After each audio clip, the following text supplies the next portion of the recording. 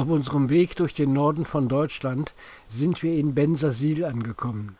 Bensersiel liegt an der nördlichen Küste Ostfrieslands, knapp 4 Kilometer von der Stadt Esens entfernt. Bensersiel ist ein Ortsteil von Esens.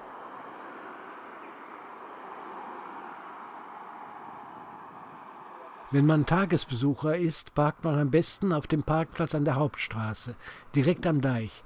Links kann man den Parkplatz sehen. Zum Parken erzähle ich später noch etwas. Man geht vom Parkplatz über eine Brücke auf den Deich. Da liegt die Nordseetherme, rechts das Hafenbecken. Da liegt auch die Fähre zur Insel Langeoog. Hinter dem Hafenbecken liegen die Parkplätze für Inselbesucher. Hier beginnt der Bereich Badestrand. Das Strandportal Bensersiel. Das ist der Eingang zum Strandbereich. Hier ist die Touristinformation, man kann Strandkörbe mieten, es geht in den Kinderbereich Nordseeabenteuerland und zum Strand. Für den Strand zahlt man Eintritt, wenn man keine Nordsee-Service-Card, also eine Gästekarte hat. Das ist der Strand. Ein paar Worte noch zum Parken. Die Parkplätze in Bensersiel, sowie in fast allen Strandorten in Ostfriesland, haben ein relativ neues Parkautomatensystem. Wenn man mit dem Pkw auf einen Parkplatz fährt, scannt eine Kamera das Kfz-Zeichen. Man kann dann parken und einfach losgehen. Wenn man zurückkommt, gibt man an einem Automaten das eigene Kfz-Zeichen ein. Dann steht im Display, was man zu zahlen hat. Das kann man per Karte oder auch per Kleingeld machen. Quittung ziehen und dann kann man wegfahren. Wenn man nicht zahlt, wird's teuer. Kann man alles gut finden oder eben nicht.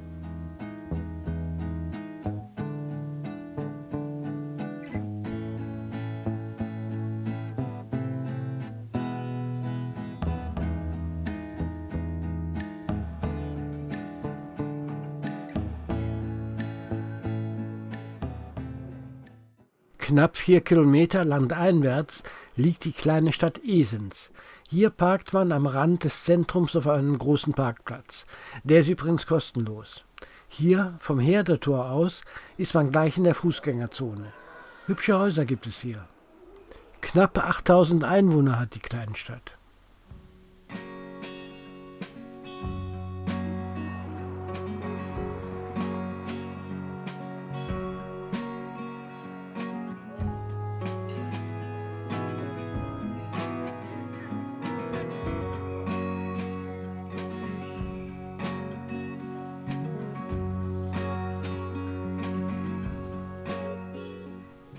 Besonders hübsch sind die Häuser am Marktplatz. Neben Rathaus und Kirche gibt es hier einige Restaurants, Cafés und auch einen Irish Pub. Parken kann man hier auch. Außengastronomie gibt es ebenfalls.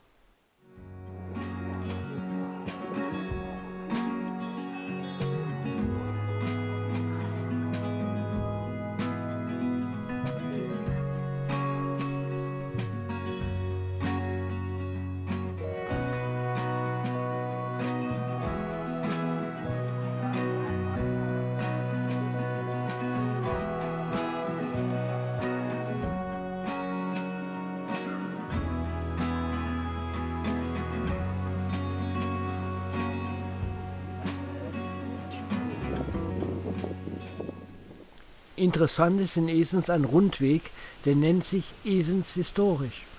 Der Weg führt zu interessanten alten Häusern. Hier erfährt man was über die Geschichte des Hauses, wer mal hier wohnte, welches Geschäft hier war und es gibt alte Fotos, die zeigen, wie das Haus früher aussah. Das hier ist zum Beispiel das Haus, in dem mal eine Blaufärberei war. Heute ist hier ein Teekontor. Das hier war früher mal eine Viehmarkthalle. Das ist hier gleich am Rathaus. Bis 1950 war das eine Großviehmarkthalle. Heute ist hier ein Museum drin.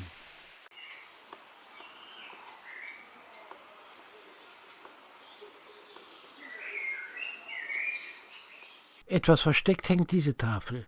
Sie erinnert an Johann Gerhard Behrens. Der wurde in Esens geboren. Der Mann war Pastor und Astronom. Er war eine solche Kapazität, dass er in den 50er Jahren im Auftrag der NASA Umlaufbahnen von Kometen berechnet hat. Das ehemalige Palais von Hespen, gebaut im 17. Jahrhundert, das ist heute das Rathaus. Die St. Magnuskirche, Mitte des 19. Jahrhunderts gebaut. Und dann gibt es in Esens noch die Bären. Ziemlich viele Bären. Der Bär nämlich ist das Wappentier von Esens. Das kommt durch eine Legende. Darin wird erzählt, wie ein Tanzbär die Stadt einmal bei einer Belagerung gerettet hat. Das ist der Bär, der an der Kirche steht. Im ganzen Stadtgebiet stehen dann noch sogenannte Buddybären. Diese Skulpturen, es sollen so um die 50 sein, stehen hier überall, meist vor Geschäften.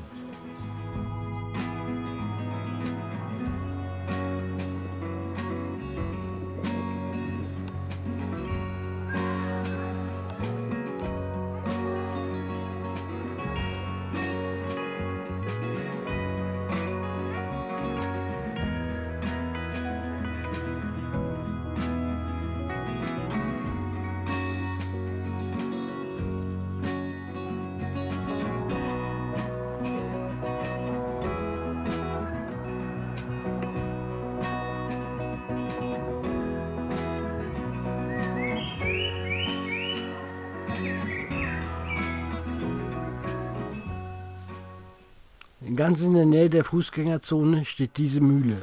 Daran ist das Museum Leben am Meer. 1989 hat der Heimatverein es hier eingerichtet.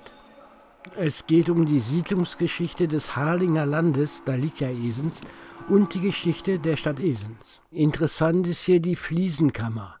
Das sind Delfter Fliesen, also holländische Wandfliesen. Die waren ab dem 17. Jahrhundert in holländischen Wohnhäusern zu finden. Im 19. Jahrhundert kamen die Fliesen durch Küstenschiffe auch hierher. Zu finden sind die Fliesen in reichen Marschdörfern und in Seehäfen. Diese Fliesen hier, die stammen aus der Sammlung eines Einheimischen. Eigentlich ist das eine von Hand bemalte, zinnlasierte Keramik, die in Delft hergestellt wurde.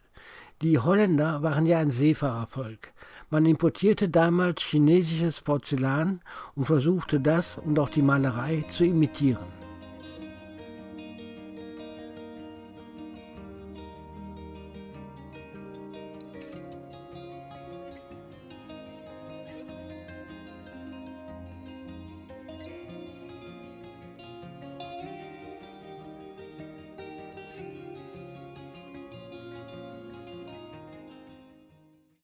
Die ehemaligen Mühlen hier in Esens, das sind alles Gemälde, die hängen hier in einem Gang.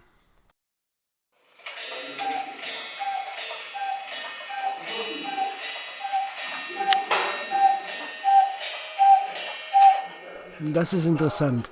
Ein ganzer Verkaufsladen. Ein Uhrmacher, Heinrich Jansen, hatte ab 1901 in Esens das Uhrgeschäft Tic-Tac. Sein Sohn führte das Geschäft weiter und nach dessen Tod kam der komplette Laden in Besitz des Heimatvereins. Bis heute ticken hier die Uhren des Hansi Tic-Tac, so hieß er in Esens. Im Mittelalter stand in Esens eine Burg. Die wurde später geschliffen. Die stand ganz in der Nähe der heutigen Fußgängerzone. Und das sind Ausgrabungsfunde, die man hier machte.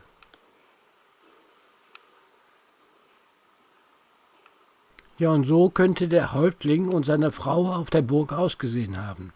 So sah wohl um 1500 eine altfriesische Tracht aus.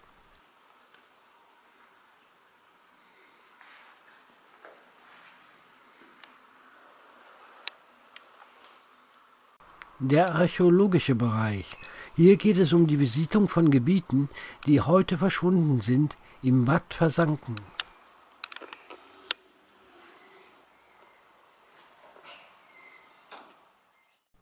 Vor etwa 1500 Jahren war das Gebiet besiedelt. Hier im Museum gibt es Skelettfunde aus Gräbern im Watt zu sehen. Das hier ist das Skelett einer Frau, das im Benser Watt ausgegraben wurde.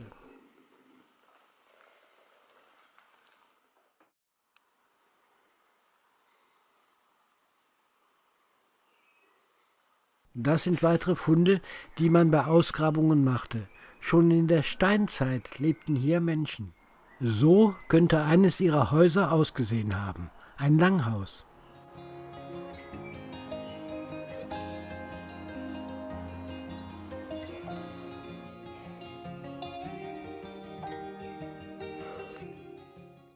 In diesen Räumen hier geht es um ostfriesischen Sport.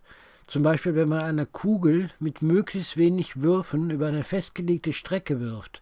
Oder Klotschießen.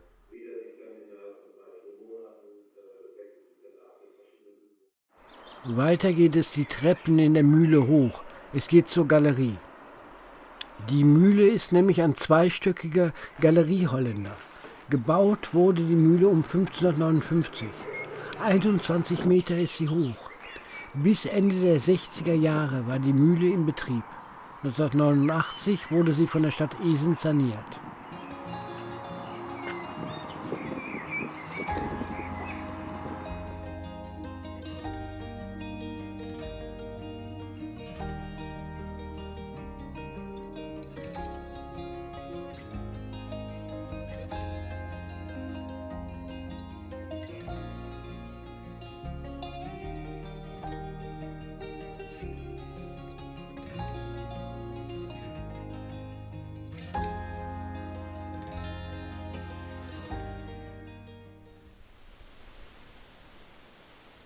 Das war's dann aus der Stadt Esens und aus Bensersiel.